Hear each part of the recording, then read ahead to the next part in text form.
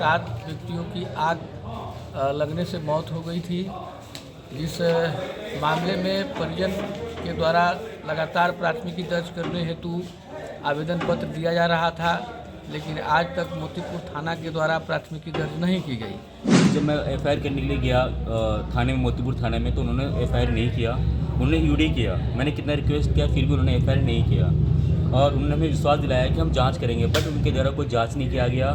मैंने कई बार उनको एफआईआर के लिए बोला, लेकिन लास्ट में जब उन्होंने एफआईआर नहीं किया तो मैंने जितने वरिष्ठ अधिकारी थे, एसएसपी हो गया, आईजी, जितने वरिष्ठ अधिकारी थे, सबको मैंने लेटर लिख के भेजा।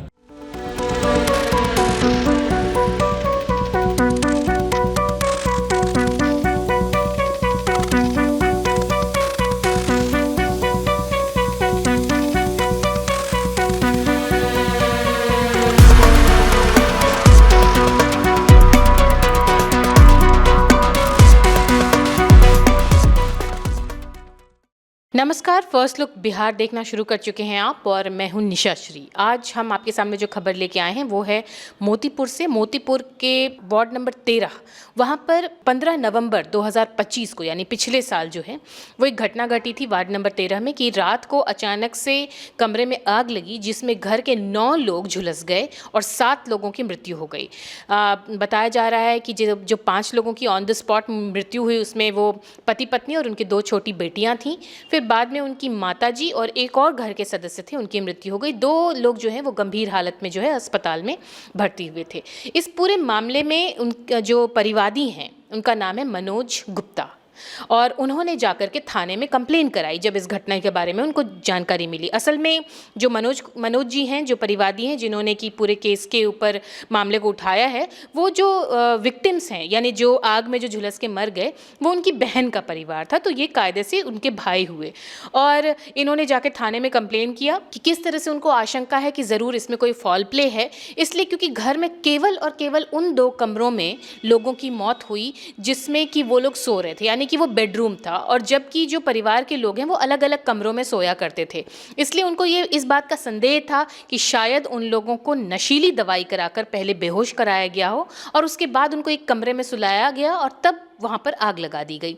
लेकिन थाने ने कोई एफआईआर उस वक्त में दर्ज नहीं की थी। इस बात से क्षुब्ध होकर उन्होंने अंततः इस मामले को कोर्ट ले जाने का फैसला किया और इसमें जो उनके वकील हैं झा जी, एडवोकेट झा हैं, उन्होंने जाकर इस मामले पर पूरी जानकारी दी। तो चलिए आपको हम सुनाते हैं जो परिवादी मनोज हैं वो क्या बातें कह रहे हैं और उनके जो एडवोकेट हैं वो क्या बातें कह रहे हैं। हाँ, बताइएगा मामला क्या। 14 नवंबर की मेरी बहन पूजा के घर में आग लगी थी, जिसमें मेरी बहन पूजा, मेरी जीजा जी ललन जी और श्रेष्ठी गोली 2 लड़कियाँ थी, उनकी डेथ हो गई थी ऑन द स्पॉट उसी रूम के अंदर। अगले रूम में उनकी मदर सो रही थी, वो भी जल गई। तो टोटल 9 लोग जले थे उस दिन, जिसमें 5 का ऑन द स्पॉट डेथ हो गया था, 4 को हॉस्पिटल में एडमिट किया गया, जिसमें 2 लोगों की वहाँ डेथ हो गई थी। अब मेरा कहना ये है कि जब मैं एफआईआर करने के लिए गया थाने में, मोतीपुर थाने में, तो उन्होंने एफआईआर नहीं किया। उन्होंने यूडी किया। मैंने कितना रिक्वेस्ट किया, फिर भी उन्होंने एफआईआर नहीं किया और उन्होंने हमें विश्वास दिलाया कि हम जाँच करेंगे, बट उनके द्वारा कोई जाँच नहीं किया गया।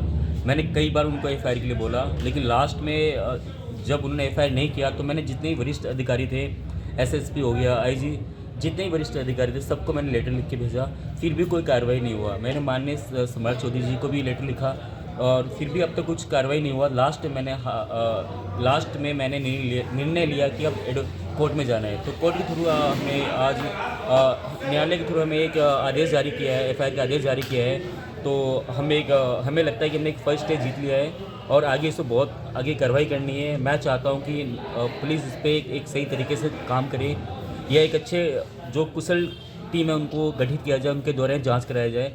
हम चाहते हैं इस पर इन्वेस्टिगेशन हो, अगर कोई गुनहगार है तो उनको सज़ा मिले। बस यही हमारी रिक्वेस्ट है पुलिस से भी और न्यायालय से भी। क्या परिचय हुआ? मेरा नाम मनोज कुमार गुप्ता है और जिस घर में आग लगी थी मेरी सिस्टर थी। 15/11/2025 को मोतीपुर थाना क्षेत्राधिकार में 7 व्यक्तियों की आग लगने से मौत हो गई थी।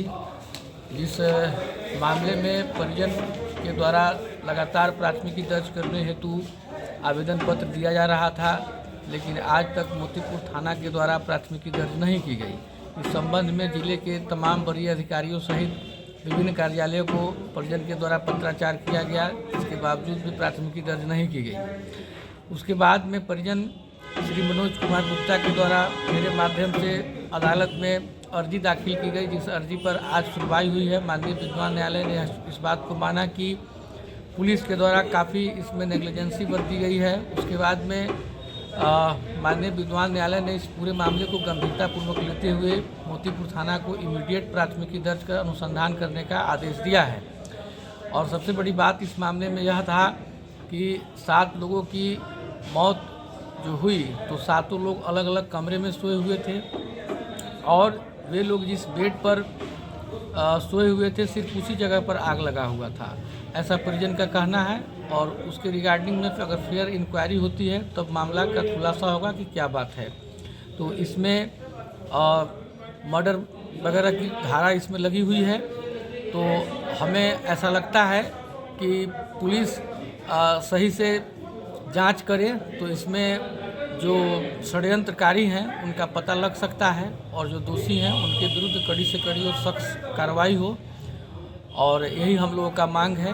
और काफ़ी इसमें परिजन बहुत ही ज़्यादा हताश और परेशान थे, लेकिन आज अदालत का जो आदेश आया है तो हम ये समझेंगे कि यार हमारी जो पहली कड़ी पूरी हुई और इसके बाद हम लोग ऑनरेबल पटना हाई कोर्ट के समक्ष में रीट करेंगे फेयर इंक्वायरी के लिए।